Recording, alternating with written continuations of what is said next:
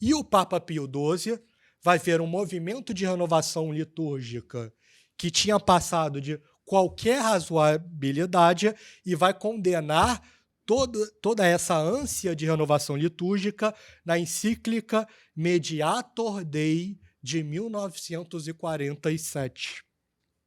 E ela é tão interessante que a gente vai ter que abordar alguns pontos. No parágrafo 7º, por exemplo, Pio XII vai dizer: notamos com muita apreensão que há algumas pessoas muito ávidas de novidade. Olha, parece direcionado para os tempos atuais, hein? E que se afastam do caminho da sã doutrina e da prudência, na intenção de um renovamento litúrgico, inserem princípios que comprometem esta santíssima causa, até contaminam de erros que atingem a fé.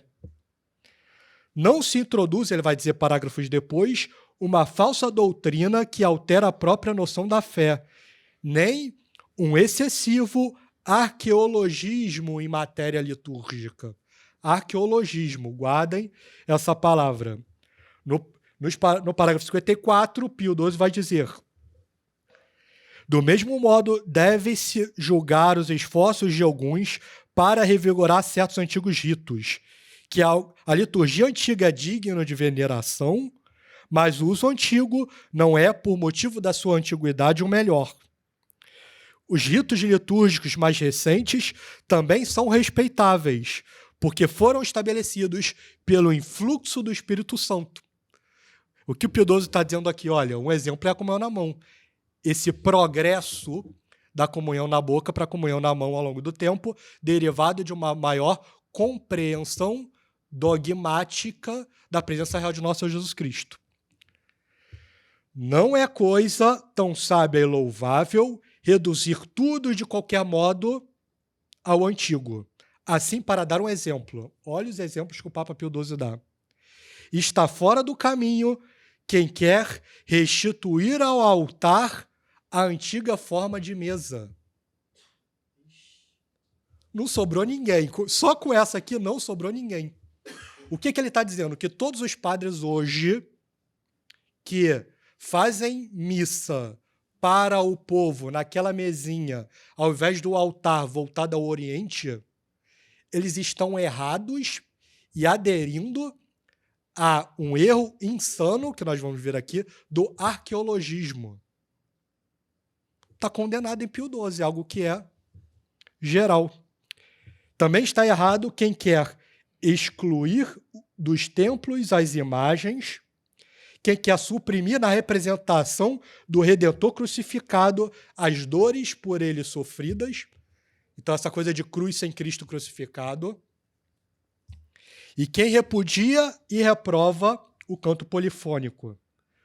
Como, em verdade, nenhum católico fiel pode rejeitar as fórmulas da doutrina cristã, decretadas com grande vantagem em época mais recente da Igreja, para voltar às antigas fórmulas dos primeiros concílios.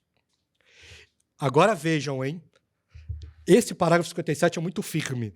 Este modo de pensar e de proceder faz reviver o excessivo e insano arqueologismo suscitado pelo ilegítimo concílio de Pistoia. Lembra outro concílio problemático, né? E se reforça em revigorar os múltiplos erros que foram as bases daquele conciliábulo. E os que se lhe seguiram com grande dano das almas. E que a Igreja, guarda vigilante do depósito da fé, confiado pelo seu divino fundador, condenou com todo direito. De fato, deploráveis propósitos e iniciativas tendem a paralisar a ação santificadora com a qual a Sagrada Liturgia orienta ao Pai Celeste os filhos de adoção. Então vejam, como eu disse, os papas sempre reagindo ao problemático século XX.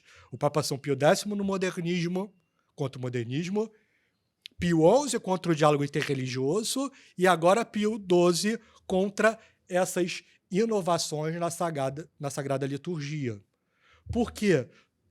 O movimento de reforma litúrgica, o que o Papa Pio XII está mostrando aqui?